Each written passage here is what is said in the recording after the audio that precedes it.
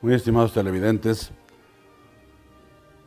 el miércoles de ceniza, día que comienza la cuaresma, casi no hay cristiano que no vaya al templo a tomar ceniza, por tradición o por devoción o también por superstición, porque si no dicen que no les va bien. Al acercarse al que te da la ceniza, que puede ser el sacerdote o algún catequista, un ministro, puedes oír una de dos fórmulas.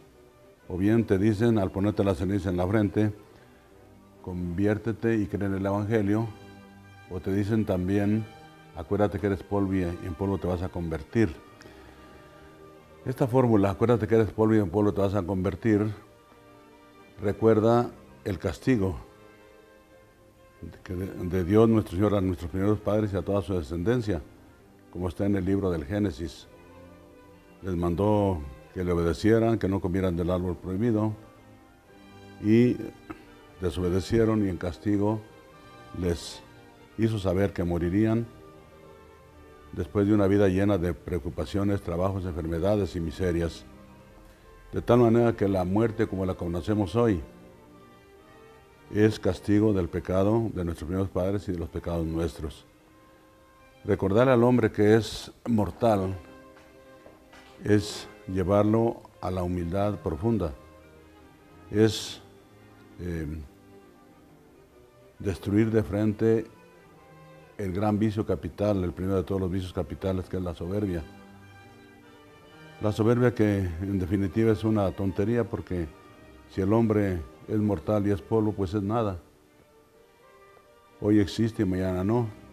Abundan en la Sagrada Escritura las expresiones estas, como esta, que la vida del hombre es como la hierba del campo, que en la mañana florece y en la tarde se marchita y se seca. Así pasa la vida del hombre sobre la tierra.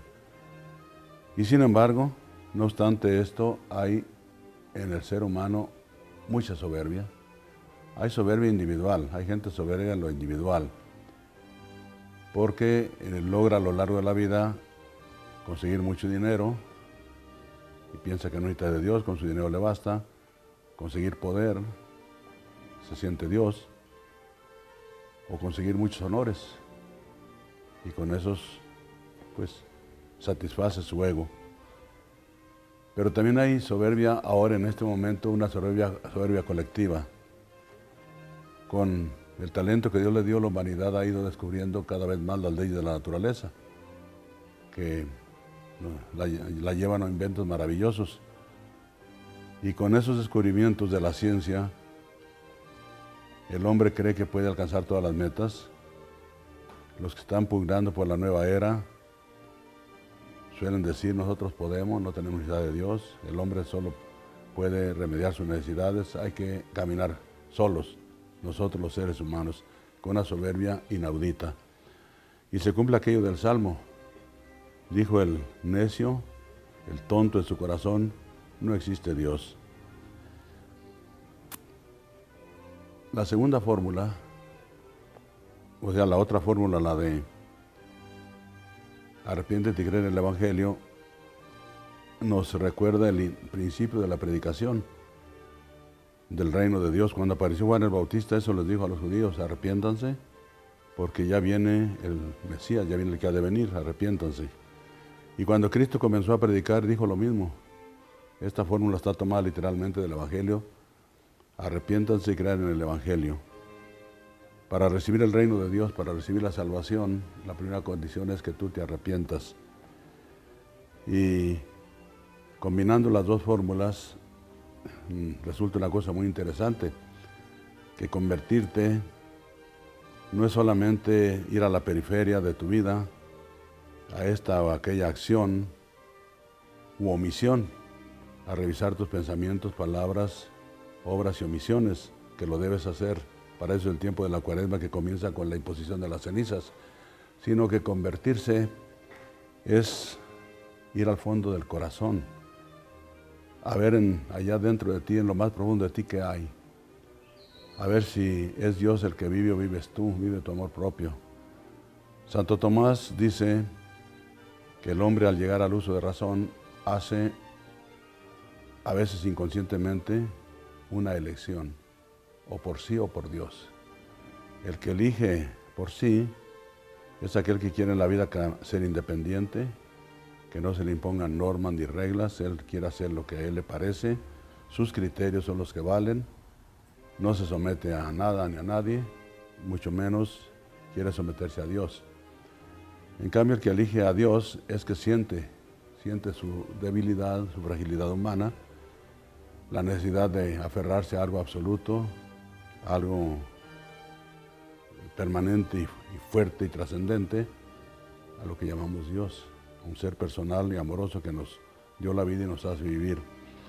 De manera que la diferencia entre el hombre religioso y el hombre irreligioso o ateo o descreído no es superficial, no es que este más o menos rece y aquel no rece, también ahí está una diferencia, ¿verdad?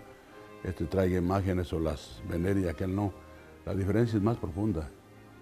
El hombre religioso es el que escogió por Dios, hizo una elección por Dios, el que sintió su precariedad, su temporalidad, su prácticamente no ser y busca aferrarse al que es. Y el hombre irreligioso, ateo, es el que optó por sí mismo, se eligió a sí mismo y cree que se basta solo y no necesita de ninguna ayuda externa. Y de ahí en adelante pues no se le puede realmente pedir que invoque a Dios, que busque a Dios, porque la elección fundamental está hecha por sí mismo. En el Evangelio hay una frase de Cristo que es, ahora sí la entendemos: Dios rechaza al soberbio y da su gracia al humilde. ¿Por qué Dios rechaza al soberbio? Porque el soberbio ya lo ha rechazado a Él. El soberbio ya ha negado a Dios en el fondo de su corazón, se ha elegido a sí mismo, su voluntad, sus criterios, y pues Dios lo rechaza. Y en cambio el humilde es aquel que busca a Dios y Dios le responde amándolo y bendiciéndolo. Dios rechaza al soberbio y da su gracia al humilde.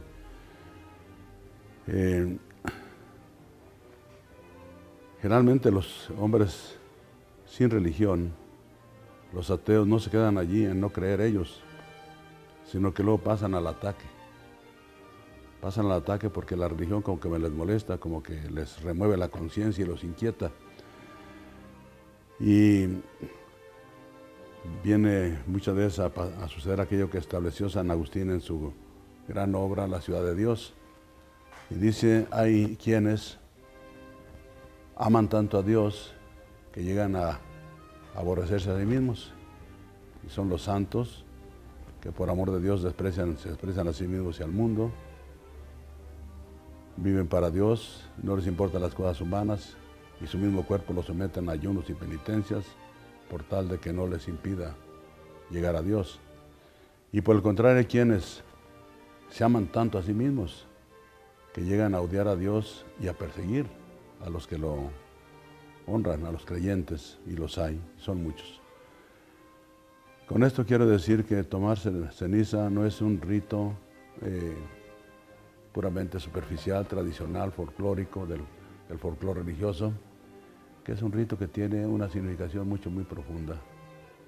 Es que el hombre reconozca su miseria, su pobreza, su nada, su precariedad, y que busque a Dios desde el fondo de su corazón, que revise, convertirse es ir a revisar más allá de las apariencias, al fondo del corazón, y ver por quién hemos optado, a lo mejor inconscientemente, y para ser consciente una opción en favor de Dios, que es el único que vive eternamente y hace vivir a los que creen en Él y le aman y le sirven. A todos ustedes les auguro una cuaresma de conversión bajo la protección de la Virgen María, la que fue siempre humilde, la humilde esclava del Señor, y nos da ese ejemplo inmenso de humildad y de sumisión y de amor y de entrega al Dios Todopoderoso. El Señor los bendiga.